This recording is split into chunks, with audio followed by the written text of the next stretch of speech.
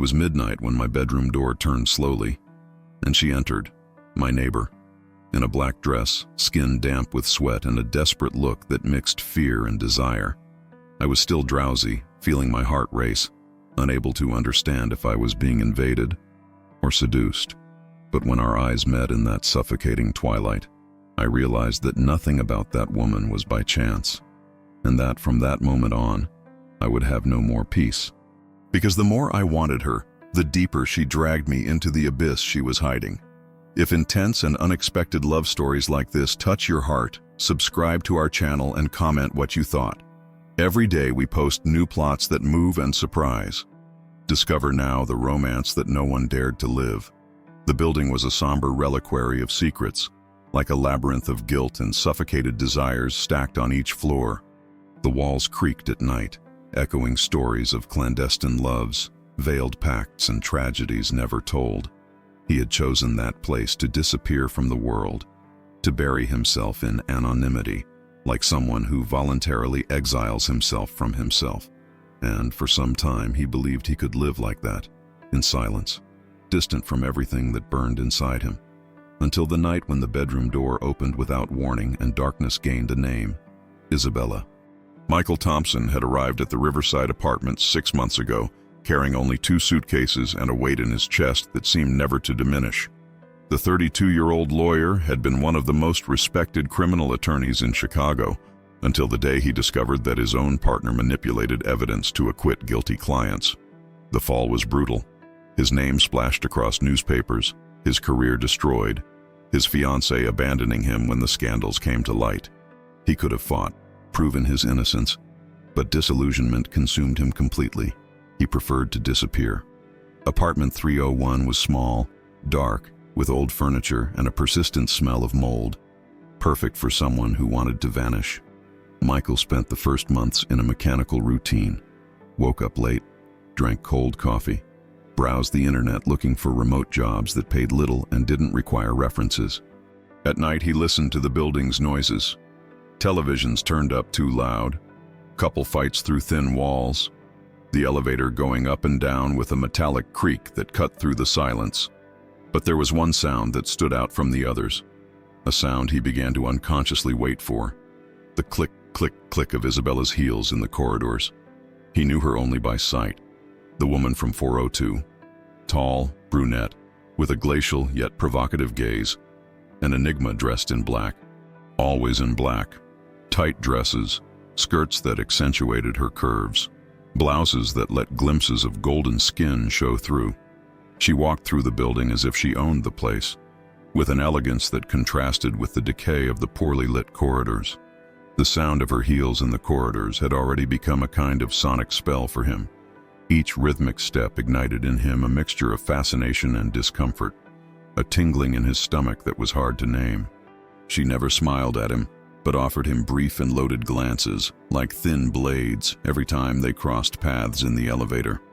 And it was exactly this combination, what she showed and what she hid, that kept him restless. Michael tried not to think about her, but it was impossible. When he heard the heels in the corridor, he ran to the door to peek through the peephole.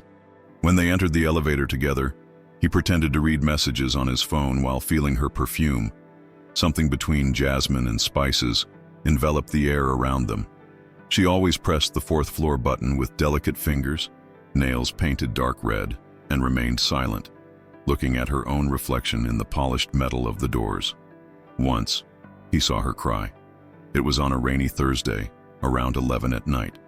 Michael was returning from an aimless walk through Lincoln Park when he found her sitting on the building's stairs, still dressed in black, with her face buried in her hands.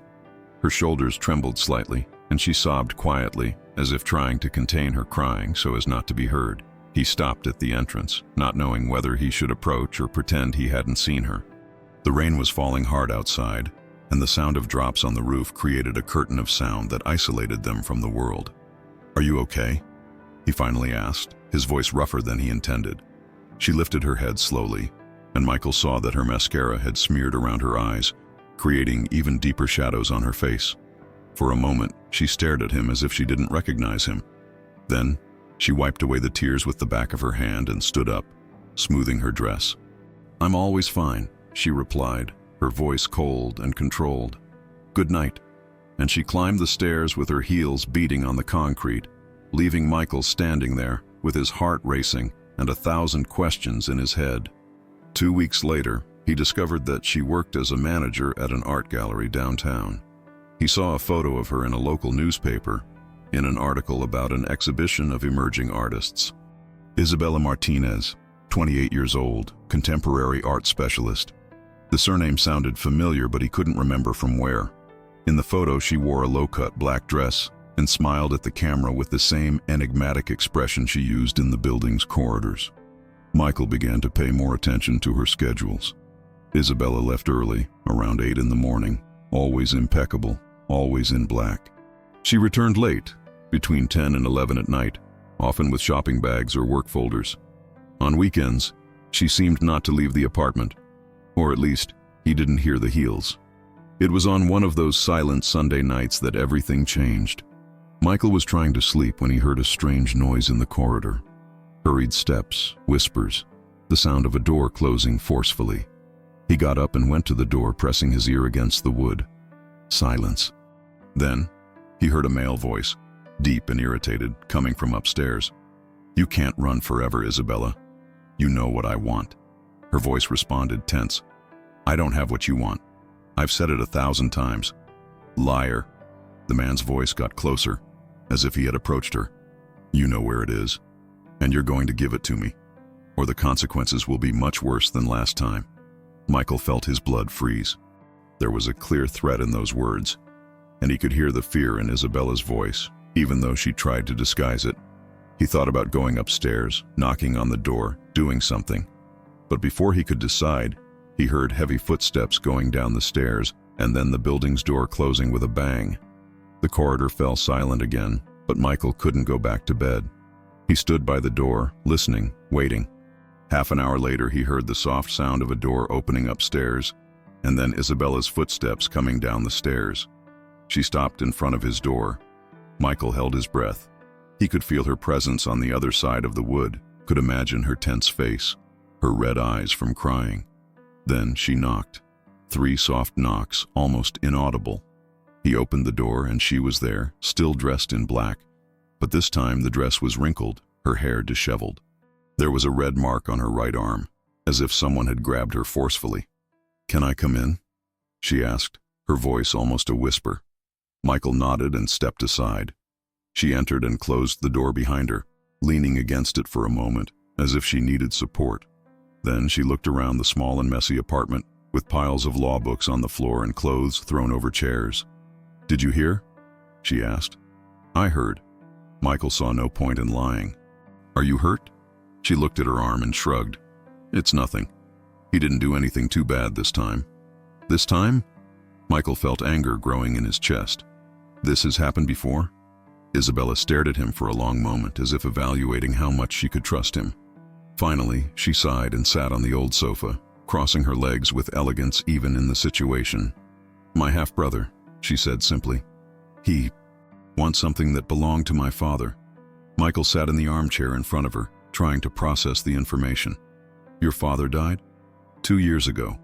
She looked at her hands, playing with a silver ring on her pinky finger. "He left some things to me, things that my half-brother believes he should have inherited." "What kind of things?" Isabella raised her eyes, and Michael saw a mixture of fear and determination in her gaze. "Documents, letters, proof of certain transactions that my father made." Michael felt a chill. As a lawyer, even away from the profession, he recognized the tone. "Illegal transactions? Let's say my father wasn't exactly an honest man." She got up and went to the window, looking at the empty street below. "And my half-brother inherited more than the family business. He also inherited the methods. Why don't you go to the police?" Isabella laughed, but there was no humor in the sound. "Police? Do you think the police would care about a bastard daughter trying to incriminate one of the city's most respected businessmen?" Michael felt his stomach contract. "Who is your half-brother?" She turned to him, and there was deep sadness in her eyes. "You've probably heard of him, Robert Martinez, owner of Martinez Construction." The name hit Michael like a punch. Robert Martinez was indeed one of Chicago's most powerful businessmen, famous for his luxury buildings and public philanthropy. He was also known for being ruthless in business and for never losing a legal dispute. "My God," Michael murmured. "Isabella, you can't stay here. If he's capable of doing what I heard today." "I know." She returned to the sofa and sat closer to him this time. "But I have nowhere to go. He has eyes everywhere. People who work for him." "He always finds me." Michael observed her, noticing for the first time how fragile she seemed beneath all that elegance.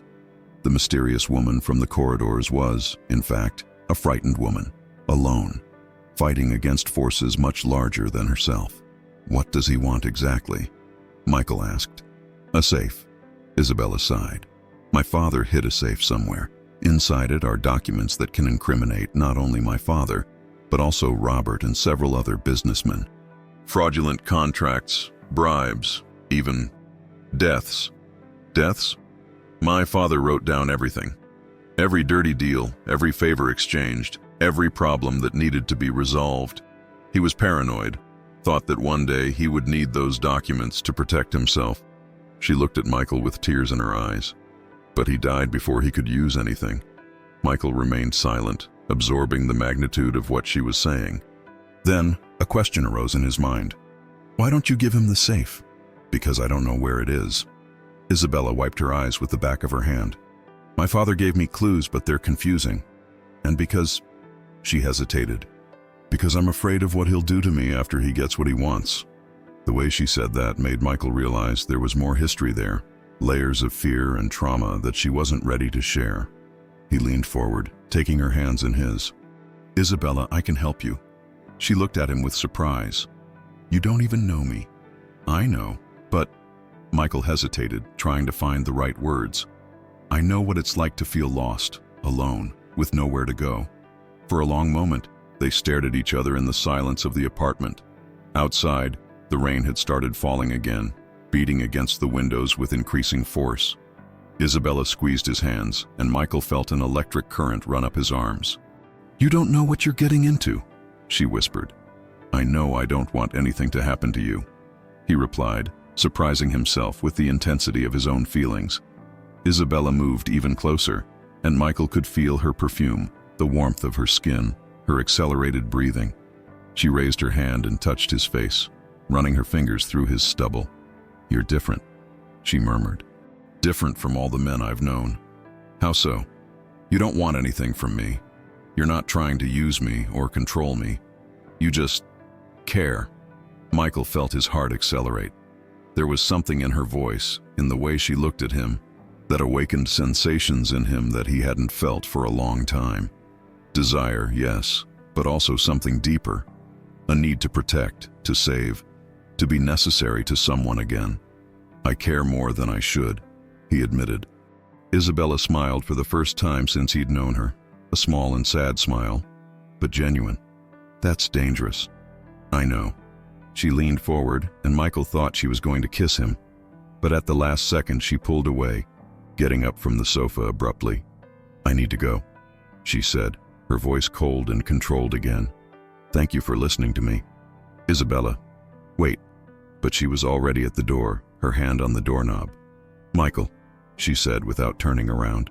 "Were you serious? About helping me?" "Completely." She nodded, still with her back turned. "Then meet me tomorrow night. Midnight, on the building's rooftop." "Why?" "Because I'm going to show you what my father hid. And after that, you'll understand why my half-brother would rather see me dead than see me free." And before Michael could respond, she left, closing the door softly behind her. He stood there, his heart beating hard, knowing that his life had changed forever that night. He had found a reason to emerge from the darkness he had chosen for himself. But maybe, just maybe, he had found something even more dangerous than the depression that consumed him. A woman who could completely destroy him or save him from himself.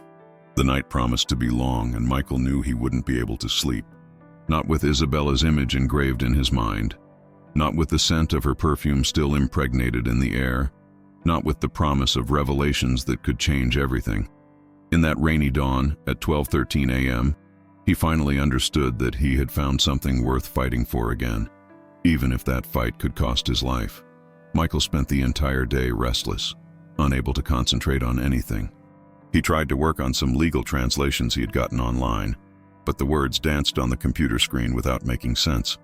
Every time he heard a noise in the corridor, he ran to the door to peek through the peephole, hoping to see Isabella. But she didn't appear all day. At 9 at night, he finally heard the familiar heels going up the stairs. The sound stopped on the 4th floor, and Michael imagined Isabella locked in her apartment, perhaps looking out the window, perhaps preparing for the meeting, or maybe regretful, planning not to show up. At 11:30, he couldn't take it anymore. He climbed the stairs to the 5th floor and found the door that gave access to the rooftop. It was unlocked. He pushed it slowly, and a gust of cold wind hit his face. The night was clear, different from the previous evening, and the city lights spread like a sea of artificial stars to the horizon. The rooftop was small, surrounded by a low concrete wall. There were some broken plastic chairs in a corner and an old rusty TV antenna. Michael leaned against the wall and waited, looking at the busy streets of Lincoln Park below. Cars passed like points of light, people left bars and restaurants. Nightlife followed its normal course while he prepared to enter a completely different world. "I thought you wouldn't come." Michael turned. Isabella was standing at the rooftop entrance, silhouette outlined against the corridor light. This time, she wore dark jeans and a black silk blouse, her hair tied in a low bun. She looked younger, more vulnerable, but no less beautiful. "I thought the same thing about you," he replied. She approached slowly, carrying a brown leather bag in her hands. "I almost didn't come. I spent all day thinking about whether I should involve you in this." "And what made you decide?" Isabella stopped beside him, placing the bag on the wall. "You. Last night, when you offered help, I saw something in your eyes. Something I haven't seen in a long time." "What?" "Honesty." She looked at him. "You don't want anything from me. You're not trying to manipulate or use me. You just care." Michael felt his chest warm. "I really do care." "Why? You don't even know me." It was a question he had been asking himself all day. Why did he care so much about a woman he barely knew? Why was he willing to get involved in a situation that could be dangerous? "Maybe because I recognize what you're going through," he finally said. "I'm also running from something. Also feel lost." Isabella studied his face in the weak light coming from the corridor. "What are you running from?" Michael hesitated. He hadn't talked about what happened in Chicago with anyone since arriving at the building. But there was something in the way Isabella looked at him, an openness that made him want to open up too. "I was a lawyer," he began. "Criminal defense. Had a big office, important clients, a life that seemed perfect, until I discovered that my partner, my best friend, was manipulating evidence to acquit criminals." "What did you do?" "What I should have done. I reported him. Only in the process, my name got dirty too. The newspapers painted me as an accomplice. Some clients sued me. The Bar Association opened an investigation." Michael sighed. "I could have fought, proven my innocence. But the disillusionment was greater than the will to fight. So you gave up." "I gave up. I ended up here. In an old building, in a neighborhood where nobody knows me, doing jobs that pay little and don't require me to show up." He looked at her. "Until I met you." Isabella ran her hand through her hair, undoing the bun. The strands fell over her shoulders like a dark curtain. "Do you think I can save you?" "I think maybe we can save each other." She remained silent for a long moment, looking at the city lights. Then she opened the bag and took out a small wooden box, the size of a book. "This belonged to my father," she said, placing the box on the wall between them. "He gave it to me the day before he died. Said that inside was the key to finding the safe." Michael observed the box. It was old, hand-carved, with symbols he didn't recognize. "Did you open it?" "Of course, but I couldn't understand what it means." She unlocked the latch and lifted the lid. Inside, there were old photographs, newspaper clippings, a small key, and a hand-drawn map. Michael picked up the map. It was a rudimentary sketch of a building with coded annotations beside each floor. "What building is this?" "I thought it was this one, the Riverside. My father was the owner before he died." Isabella picked up one of the photographs. "But I've already searched every floor, every empty apartment. I didn't find anything. Maybe you're looking in the wrong place."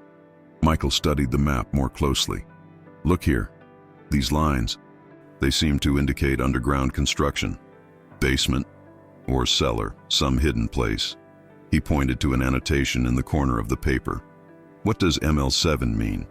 Isabella took the map back, frowning. I don't know. My father always spoke in codes, said it was safer that way. Michael observed the other objects in the box. The newspaper clippings were about constructions by Robert Martinez's company, highlighting irregularities that had been quickly covered up. The photographs showed men in meetings, handshakes, documents being signed. Your father documented everything, he murmured. He was paranoid. Thought that one day he would need this proof to protect himself. Isabella picked up a photograph where Robert appeared talking to a man in a dark suit. Ironically, who ended up needing protection was me. Michael noticed how her voice became tense whenever she mentioned her half-brother. Isabella, what really happened between you two? Why does he hate you so much? She put the photograph back in the box, avoiding his gaze. It's complicated. I have time. Isabella closed the box and walked away from the wall, walking to the edge of the rooftop. Michael followed her, standing beside her while she looked at the city below. My father had an affair with my mother when he was already married, she began. She was a company employee, secretary of the legal department. When she found out she was pregnant, he fired her and gave her money to move far away. I grew up knowing who my father was, but never had contact with him. Until when? Until I was 22. He showed up at my art history graduation, said he wanted to meet me. He offered work, an apartment, a better life. She sighed. I accepted. I was tired of being poor. Michael could imagine the young Isabella, brilliant and ambitious, being seduced by the promise of a better life. And Robert? Robert was 28 at the time, already married, had 2 small children. When he found out about my existence, he was furious. Not only because he had to share the inheritance, but because... She hesitated. Because what? Isabella turned to him, her eyes shining with unshed tears. Because he fell in love with me, or at least that's what he said. Michael felt a knot in his stomach. He pursued you. Worse, he courted me. Flowers, gifts, expensive dinners. Said that the fact that we were half-siblings didn't matter, that we weren't really relatives. She wiped her eyes with the back of her hand. I was young, naive. I thought he was just being kind. But it wasn't kindness. No, he wanted to possess me, control me.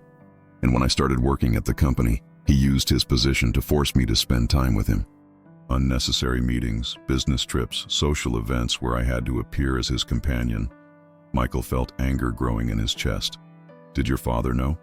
Dad was sick, cancer. In the last months, he could barely get out of bed. Isabella looked back at the city. Robert took advantage of that. He started blackmailing me. Said that if I didn't reciprocate his feelings, he would remove me from the company and contest the will. And you? I endured as much as I could. But when he started to become more physical, I couldn't anymore. She touched her right arm, in the same place where Michael had seen the purple mark the night before. He has a violent temper when he doesn't get what he wants. Michael could no longer stand still. He took a few steps across the rooftop, running his hands through his hair. Isabella, you have to report him. With what proof? He's married to a judge's daughter, has political connections, is one of the most respected businessmen in the city. She laughed bitterly. Who's going to believe the word of a bastard against his? I believe you. You don't have the power to make a difference. Michael stopped in front of her, taking her hands. Maybe I don't have power, but I have knowledge. I'm a lawyer. I know the law. I can help you find a way out. Isabella looked at him, and Michael saw hope in her eyes for the first time. Would you really do that? I would do anything to protect you. The words came out before he could think about them, loaded with an intensity that surprised him. Isabella also seemed surprised. She approached him, decreasing the distance between their bodies. Why do you care so much about me? She whispered. Michael looked at her face, illuminated by the city lights. The dark eyes, the parted lips, the golden skin that seemed to glow in the darkness. Because since the first day I saw you, I haven't been able to stop thinking about you. Because you make me want to be a better person. Because... He hesitated, knowing that the next words would change everything. Because I think I'm falling in love with you. Isabella held her breath. For a moment they stood there, looking at each other. the world around them disappearing completely. Then she raised her hand and touched his face, running her fingers through his stubble. "This is crazy," she murmured. "I know. It could be dangerous. I know. It could destroy us. I know." Michael covered her hand with his. "But I don't care." Isabella leaned forward, and this time she didn't pull away. Their lips met in a soft, hesitant kiss, as if both were testing unknown ground. Michael felt an electric current run through his body, a warmth he hadn't felt in months. She tasted like cherry and danger, of promises and secrets. The kiss deepened, and Michael pulled her closer, feeling the curves of her body against his. Isabella wrapped her arms around his neck, her fingers intertwining in his hair. It was as if all the tension of the last few days was being released in that moment, all the loneliness and fear transforming into pure desire. When they separated, both were breathless. Isabella rested her forehead against his, her eyes closed. "I can't fall in love with you," she whispered. "Why not?" "Because people who get close to me end up getting hurt. Because Robert won't let this pass. Because I'll have to disappear again, and I can't drag you with me."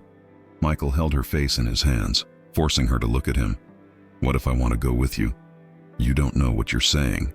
"I know exactly what I'm saying." Michael kissed her again, more intensely this time. "I was dead before I met you. You brought me back to life." Isabella looked at him with tears in her eyes. "Michael, let's find that safe," he said. "Let's discover what your father hid, and let's use that to get rid of Robert forever. And if we can't, then we'll run away. I have money saved. I know places where we can start over. I don't care where, as long as it's with you." Isabella took a deep breath as if she were making a decision that would change her life forever. "Are you sure?" "Absolutely." She nodded slowly. "Then let's start looking." "Now?" "Now. Robert will be in a meeting until late. It's the only chance we have to search in the basement without being bothered." Michael picked up the box from the wall and handed it to her. "Where's the basement?" "There's a door in the back of the building. It gives access to the cellar and the machine room." Isabella put the box in her bag. "But no one has been there for years. It must be full of rats and cockroaches." "I don't mind rats and cockroaches." They went down the stairs in silence, avoiding making noise. The building was quiet, most residents already sleeping. Isabella guided him through the corridors to a service door at the end of the ground floor. She took out a bunch of keys from her bag. "Master keys," she explained. "My father gave them to me when I came to live here. Said that one day I might need them." The door opened with a loud creak that echoed through the corridor. On the other side, a concrete staircase descended into darkness. Michael took his phone out of his pocket and turned on the flashlight. "Ready?" he asked. Isabella nodded, but he could see she was nervous. They descended slowly, the phone's light creating dancing shadows on the damp walls. The smell of mold and chemicals got stronger with each step. The basement was larger than Michael expected. There were several small rooms, some with old equipment, others completely empty. They began searching methodically, Michael illuminating while Isabella checked the map. "There," she said, pointing to a door in the back. According to the map, it should be there. The door was locked, but one of Isabella's keys opened it. On the other side, they found a storage room full of old boxes and furniture covered by dusty sheets. Michael swept the room with his phone's light, looking for something that corresponded to the map's annotations. ML7, he murmured, remembering the annotation. What could that mean? Isabella examined the boxes, reading the labels. "These are all from my father's time. Company documents, old archives." She stopped. "Wait. What?" ML Martinez Legacy. That's what my father called the most important files. She began counting the boxes. 1, 2, 3, 7. The seventh box. Michael illuminated the box marked ML7. It was larger than the others, made of metal instead of cardboard. Isabella tried to open it, but it was locked. "The key," she said, taking the small key from the wooden box. "It has to be this." The key fit perfectly. Inside the box, they found documents, photographs, and at the bottom, another map. This one was more detailed, showing the exact location of a safe hidden behind a false wall. "Here," Isabella pointed to a mark on the map. "East wall, 2 meters from the floor." Michael illuminated the indicated wall. At first glance, it looked normal, but when he got closer, he noticed that part of the plaster was slightly discolored. He knocked with his knuckles on the wall and heard a hollow sound. "It's here," he said. Isabella approached, running her hands over the wall. "How do we open it?" Michael examined the area more closely. There was a small crack in the wall, almost imperceptible. He pressed, and a section of the wall moved, revealing a hidden panel with a lock. "Another key?" he asked. Isabella searched in the metal box and found a second key, this one larger and more ornate. "My father really thought of everything." The panel opened, revealing a safe built into the wall. Michael illuminated the interior and saw stacks of documents, photographs, and some small objects. "My God," Isabella whispered, taking a pile of papers. "Contracts, agreements, payment lists." She looked at Michael, her eyes shining with excitement. "Everything is here. Everything we need to destroy Robert." Michael picked up a photograph from the safe. It showed Robert shaking hands with a man he recognized as a known corrupt politician. "With this evidence, we can go to the police, to the press. He won't be able to get away with it." "Finally," Isabella murmured, hugging the documents against her chest. "Finally, I'll be able to get my life back." But when she raised her eyes to Michael, he saw there were tears on her face. "What's wrong? I still can't believe you're doing this for me. Risking your safety, your life." Michael approached her, wrapping her in his arms. "Isabella, I love you. I know it's early to say this, but it's true. I love you and I'll protect you, no matter what happens." She looked at him, and Michael saw there was something different in her eyes. Not just love, but also a fierce determination, a strength he hadn't seen before. "I love you too," she whispered, "and that's why we need to end this. Forever." They kissed there in the damp basement, surrounded by secrets and documents that could change their lives. It was a kiss of promise, of commitment, of two people who had decided to face together whatever the future brought. When they separated, Michael smiled at her. "So, what do we do now?" "Now," Isabella said, carefully storing the documents in her bag, "now we go to war." And in that moment, in the dark basement of an old building in Lincoln Park, two lonely people transformed into something greater. A team, a partnership, a force that Robert Martinez would never expect to face. The battle was just beginning, but for the first time in months, Michael felt he had something worth fighting for. And beside Isabella, he was ready for anything. Michael woke up to the sound of violent knocking on the door. The clock showed 5:30 in the morning, and the gray light of dawn filtered through the curtains. For a moment he thought he was dreaming. Then the knocking repeated, louder and more insistent. "Open the door, Michael. I know you're in there." The voice was masculine, deep, loaded with authority. Michael got up from bed, quickly putting on a t-shirt. The knocking continued, now accompanied by multiple voices from outside. "Michael Thompson, open immediately, or we'll break down the door." He looked through the peephole and saw three men in dark suits in the corridor. One of them held a badge, police. Michael felt his blood freeze.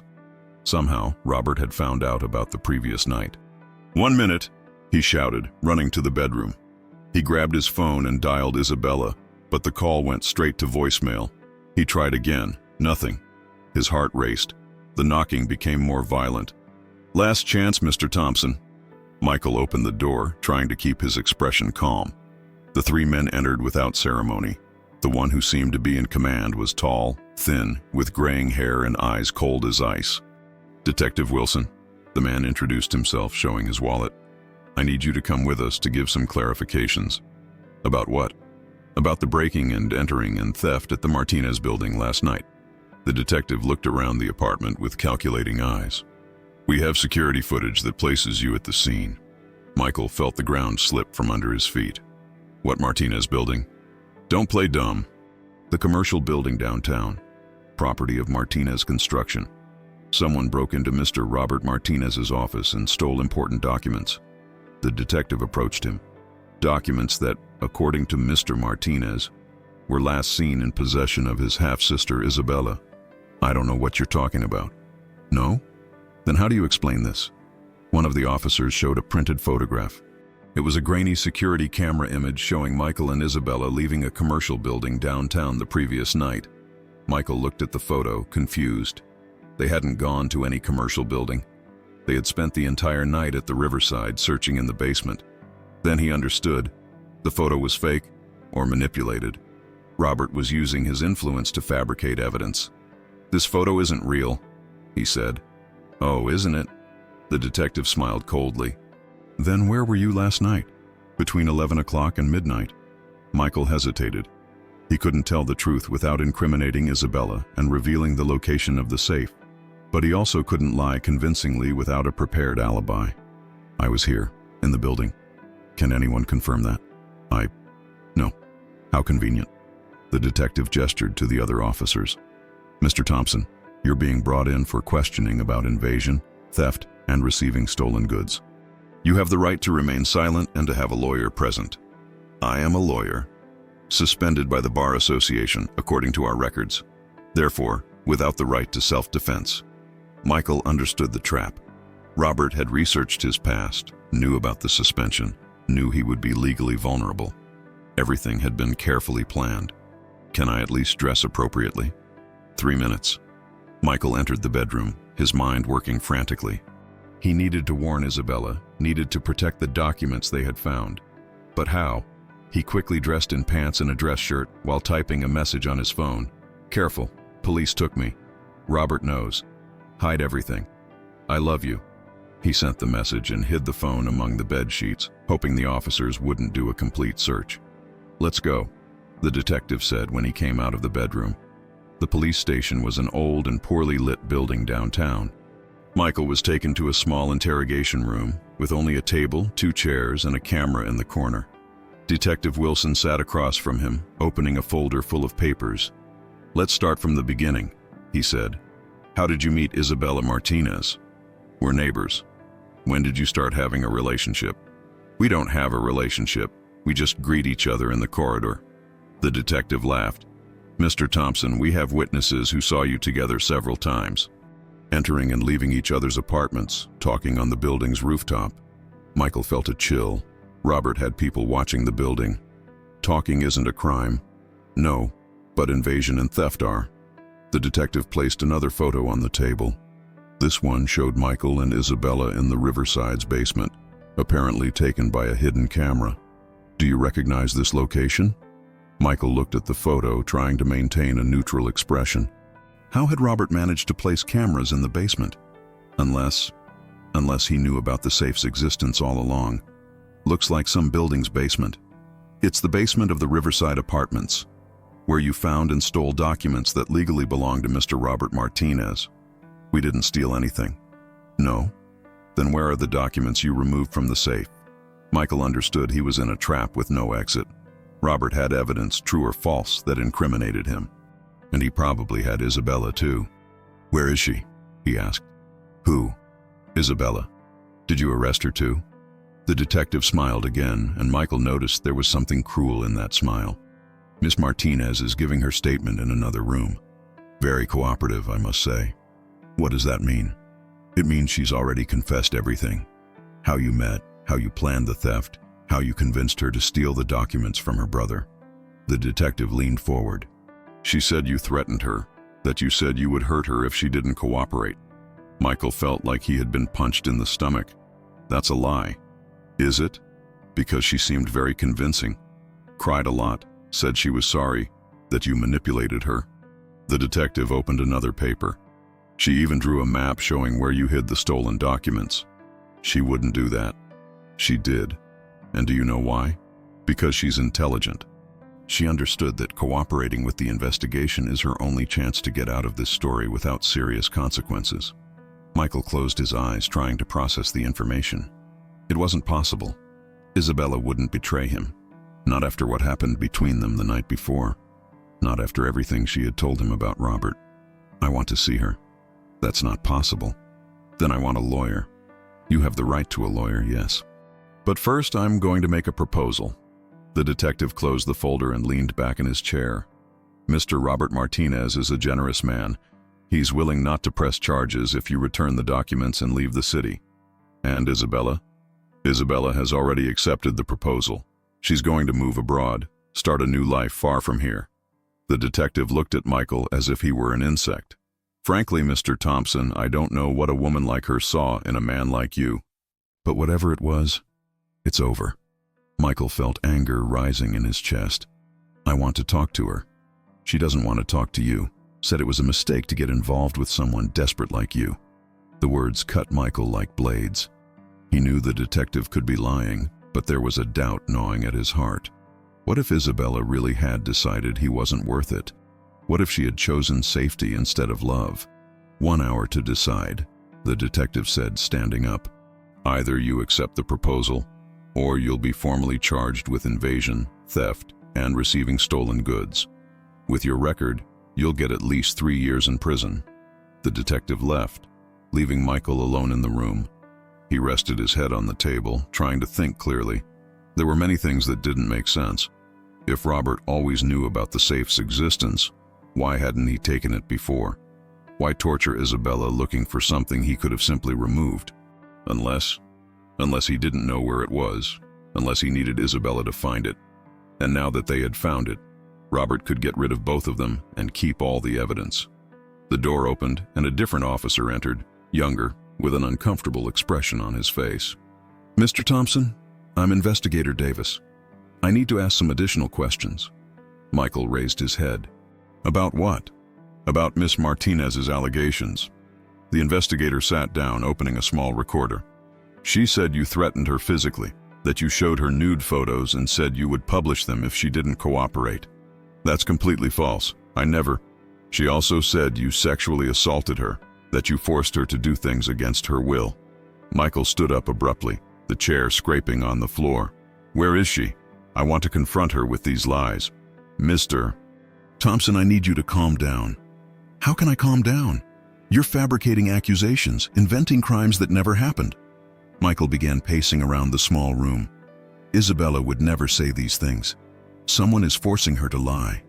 Mr. Thompson, Robert Martinez is behind all this. He has power, influence. He's using you to incriminate me and force Isabella to be quiet. The investigator turned off the recorder. Look, between us, he said in a low voice, I also think there's something strange about this story, but I can't do anything. Orders come from above. Michael stopped and looked at him. What orders? To treat you as suspect number 1. To accept everything Miss Martinez says as absolute truth. The investigator looked at the door, as if fearing to be heard. Detective Wilson has a personal debt with Robert Martinez. A big debt? What kind of debt? The detective's son hit a child 2 years ago, driving drunk. Robert managed to cover up the case, prevented the boy from being arrested. The investigator leaned forward. Since then, the detective does anything Robert asks. Michael felt a mixture of relief and despair. Relief to know his suspicions were correct. Despair to realize he was fighting against a completely corrupted system. What are you suggesting? That you accept the proposal. Take your documents and leave the city. It's the only chance you have. And Isabella? The investigator looked at him with pity. Isabella made her choice. Michael was taken back to the cell, where he spent the next few hours trying to understand what had happened. How had everything gone so wrong so quickly? The night before, they were ready to face Robert together. Now she had betrayed him, and he was being framed for crimes he hadn't committed. At 5 in the afternoon, Detective Wilson returned. Have you decided? Michael looked at him, feeling the weight of all the wrong decisions he had made in his life. I want to see the documents you say I stole. Why? Because if I'm going to be accused of stealing something, I want to know what it is. The detective hesitated, then gestured for Michael to follow him. They went to another room, where there was a table with piles of papers and photographs. Michael immediately recognized them. They were the documents they had found in the safe. Fraudulent contracts, compromising photographs, lists of illegal payments. Everything that could destroy Robert was there, exposed as evidence of a crime that Michael supposedly had committed. Impressive collection, the detective said. Decades of incriminating material. It would be a shame if all this was destroyed. Michael understood the threat. If he didn't cooperate, the documents would disappear forever. Robert would be protected, and all evidence of his crimes would be eliminated. Where is Isabella now? At home, free to get on with her life. I want to talk to her. That's not going to happen. Michael looked again at the documents. There was something that wasn't right. Some papers looked different, newer, as if they had been added recently. These documents here, he pointed to a specific pile. They weren't in the safe. How can you be sure? Because I was there. I saw everything Isabella took from the safe. Michael picked up one of the papers. It was a contract in Isabella's name, selling her share of the inheritance to Robert for a ridiculous amount. This contract is fake. Isabella would never sign this. The detective took the paper from his hand. Mr. Thompson, you're delusional. Am I? Or is Robert using this investigation to force Isabella to sign documents she doesn't want to sign? The detective's expression changed slightly. Michael saw he had hit the mark. Where is she really? Michael asked. Because I'm sure she's not at home, free to get on with her life. You have a very fertile imagination. I'm sure that if I call her apartment now, no one will answer. I'm sure that if I ask to check the building's security cameras, I won't see her leaving voluntarily. The detective remained silent for a long moment. Then, he smiled again. But this time the smile didn't reach his eyes. Mr. Thompson, you have a simple choice. You can sign a confession, take your documents, and leave the city. Or you can spend the next few years in prison, while Isabella learns to be more collaborative. The threat was clear and direct. Michael felt his blood boil. You can't do this. We can do whatever we want. Robert Martinez has friends in high places. Very high. Michael looked at the documents on the table. There was all the evidence needed to destroy Robert. But now this evidence was being used against him and against Isabella. If I sign the confession, what happens to Isabella? She'll be free to choose her own destiny. Lie. You'll continue to blackmail her. That's not your problem.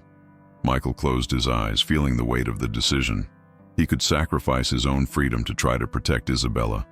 Or he could try to fight, knowing the chances of victory were minimal. I want to see her. One last time. If she looks me in the eyes and says she betrayed me, that she doesn't love me, I'll sign anything you want.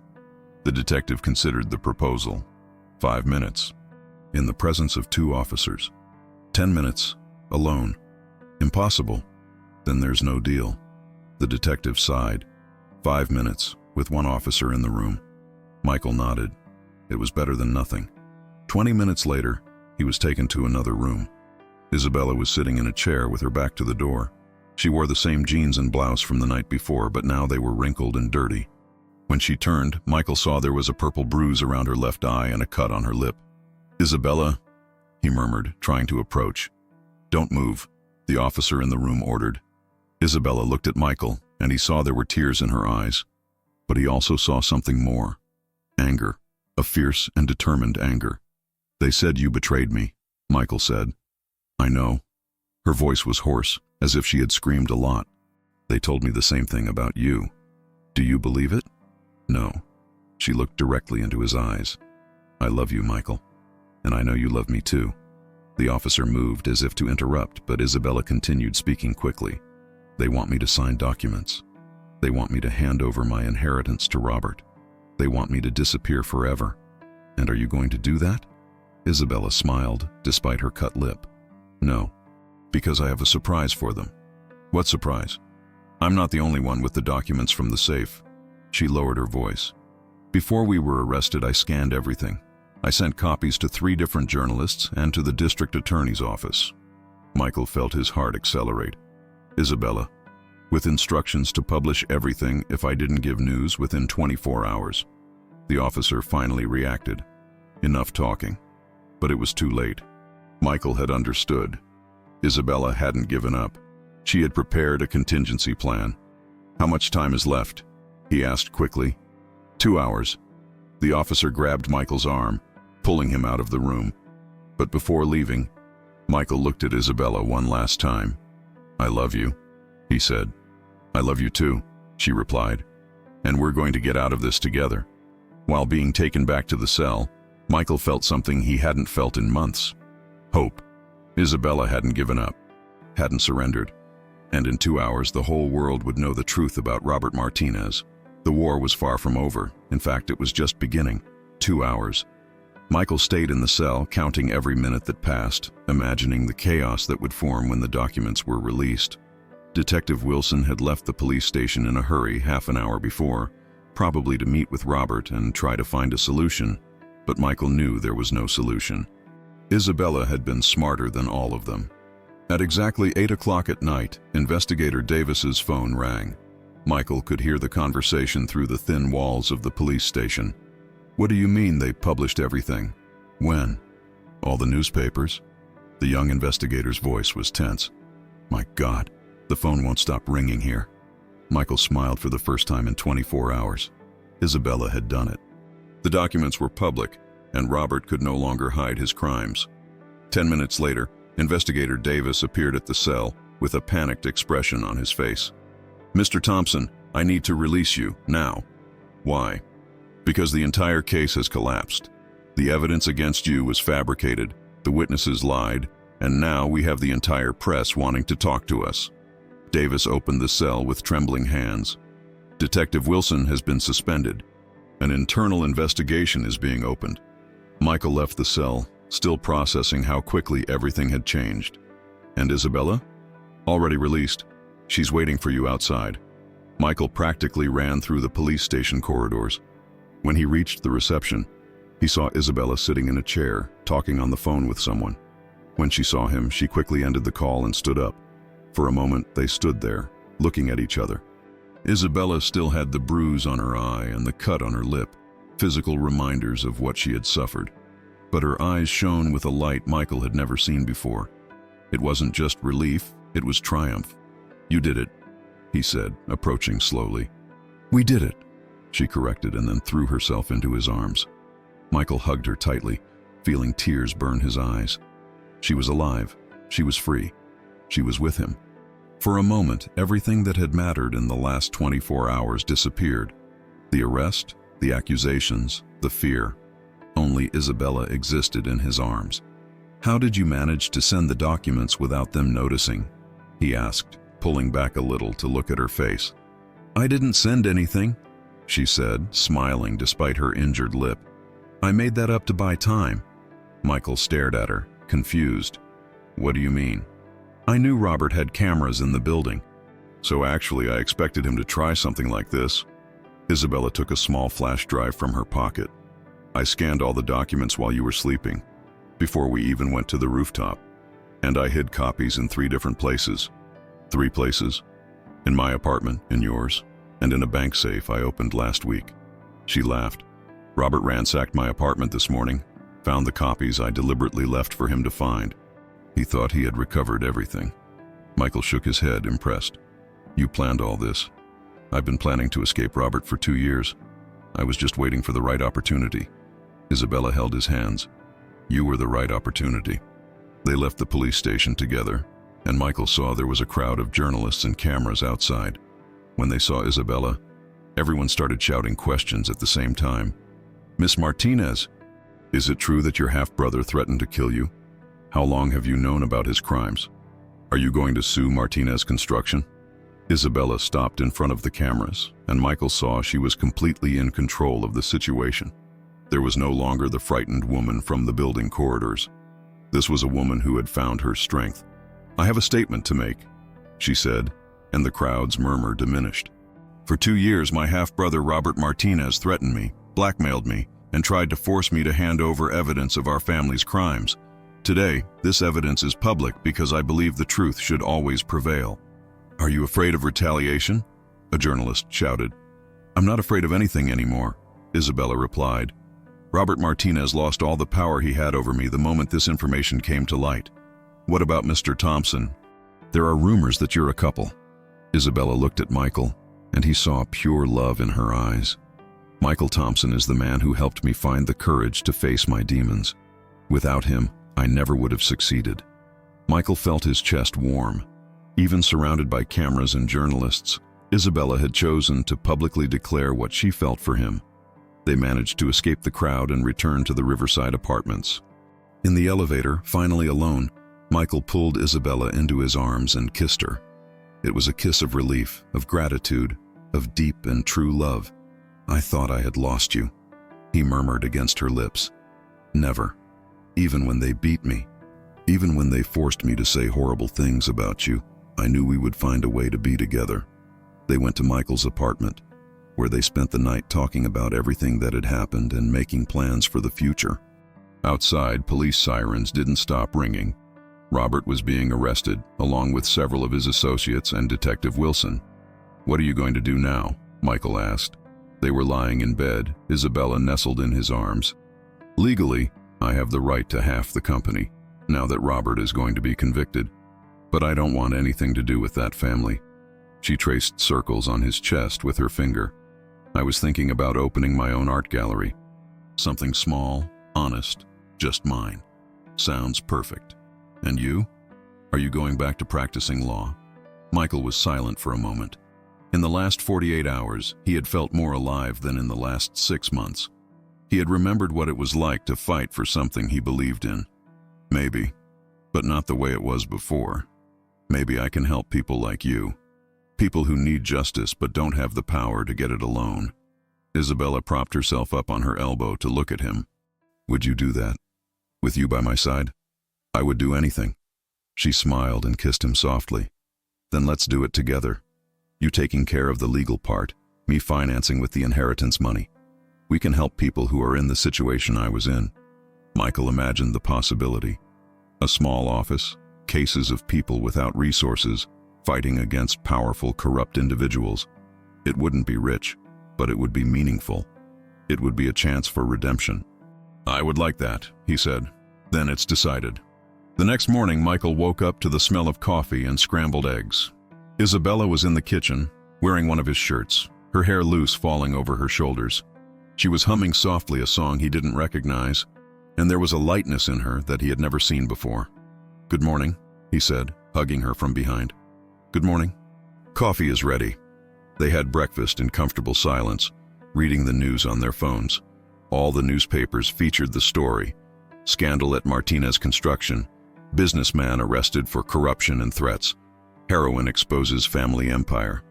Isabella's photo appeared in several headlines, always with a determined and courageous expression. "How does it feel to be famous?" Michael asked. "Strange, but good." She showed him her phone. "I've already received 5 interview invitations and 3 book proposals. Are you going to accept? Maybe the book. It could be a way to help other women who are going through what I went through." Michael's phone rang. It was a number he didn't recognize. "Hello? Mr. Thompson? This is from Newsweek magazine. We would like to do an interview with you about the Martinez case." "No, thank you. Sir, you're the lawyer who helped discover the entire scheme." "It would be a great—" "I'm not the hero of this story," Michael interrupted, looking at Isabella. All the courage was hers. When he hung up, Isabella was smiling at him. "Thank you," she said. "For what?" "For letting me be the heroine of my own story." 3 weeks later, Michael reopened his law office. It was small, in an old building downtown, but it had a sign on the door: Thompson and Martinez, Social Law. Isabella had insisted that her name appear, even though she wasn't a lawyer. "We're partners," she had said, "in everything." The first client was a 50-year-old woman who was being blackmailed by her former boss. The second, a worker who had been fired for reporting illegal working conditions. The third, a young woman who was being stalked by an ex-boyfriend with political connections. Small cases, people without resources, situations that big firms wouldn't take. But each victory, however small, brought a satisfaction that Michael had never felt when defending wealthy businessmen. Isabella, meanwhile, had opened a small gallery in the Lincoln Park neighborhood, specializing in emerging artists and women victims of violence who used art as a form of therapy. The 2 businesses were a few blocks apart, and they had lunch together every day. The relationship between them had naturally evolved from the intense passion of the first days to something deeper and more solid. They were partners in every sense, at work, in life, in dreams for the future. One night, 6 months after the events at the police station, Michael came home and found Isabella on the balcony of the new apartment they had rented together. It was a bigger, brighter apartment with a view of a park. She was looking at the stars, wearing a blue dress he had never seen. "Difficult day?" he asked, hugging her from behind. "No. Good day. Very good." She turned in his arms. "Do you know what today is?" "Wednesday?" She laughed. "It's exactly 1 year since we met." Michael thought about the first time he saw her in the corridors of the Riverside apartments. The mysterious woman in black, with glacial looks and heels that echoed through the corridors. It seemed like a lifetime ago. 1 year, he murmured. Seems like more. For me too. Sometimes I think about the woman I was before I met you. Scared, running, without hope. She touched his face. You saved me. We saved each other. That's true. Isabella smiled. I have a surprise for you. What kind of surprise? She moved away from him and went to the balcony table, where there was a small, wrapped box. Open it. Michael unwrapped it and found an old key, similar to the one they had used to open the safe in the Riverside's basement. What is this? The key to our future, Isabella said, her eyes shining. I bought a house for us. Michael looked at her, surprised. Isabella, I know we haven't officially talked about living together forever, about marriage, children, those things, but she hesitated, seeming nervous for the first time in months. But I can't imagine my life without you. Michael felt his heart accelerate. During the last few months, he had thought the same thing, but hadn't found the courage to say it out loud. Where's the house? Near the beach in Michigan City. It's small, has a garden where I can plant flowers, and an office where you can work on weekends. Isabella held his hands. It's the kind of place where we can be happy, really happy. Michael looked at the key in his hands, then at Isabella's face illuminated by the city lights. In that moment, he knew he had found something he had been searching for all his life without knowing it. Someone who loved him not despite his flaws, but including them. Someone who had gone through darkness and chosen light. I love you, he said, pulling her closer. I love you more than I thought it was possible to love someone. So it's a yes? It's a yes to everything. To the house, to living together, to the future. He kissed her deeply. Forever. Isabella smiled against his lips. Forever. 2 years later, Michael was in the garden of the house in Michigan City, watching Isabella paint on the porch. She had discovered she had talent for art, in addition to an eye for recognizing talent in others. Her paintings were now exhibited in her own gallery, alongside the works of the artists she represented. The law office had grown. They now had 3 lawyers working on social interest cases and a waiting list of clients who needed help. Michael had recovered his license with the Bar Association after a review process that lasted a year and was now recognized as one of Chicago's leading human rights lawyers. Robert Martinez had been sentenced to 12 years in prison for corruption, threats, and attempted coercion. His company was sold, and the money used to compensate victims of his illegal practices. He never had contact with Isabella again, who had legally changed her surname to Thompson after their marriage. What are you thinking about? Isabella asked, approaching him in the garden. About how we got here, from a dark building full of secrets to this. Michael gestured to the house, the garden, the view of the lake in the distance. Do you regret anything? Michael thought about the question. There were things he could have done differently, paths he could have taken. But all those paths had led him to Isabella, to this moment, to this life they had built together. I don't regret anything, he said.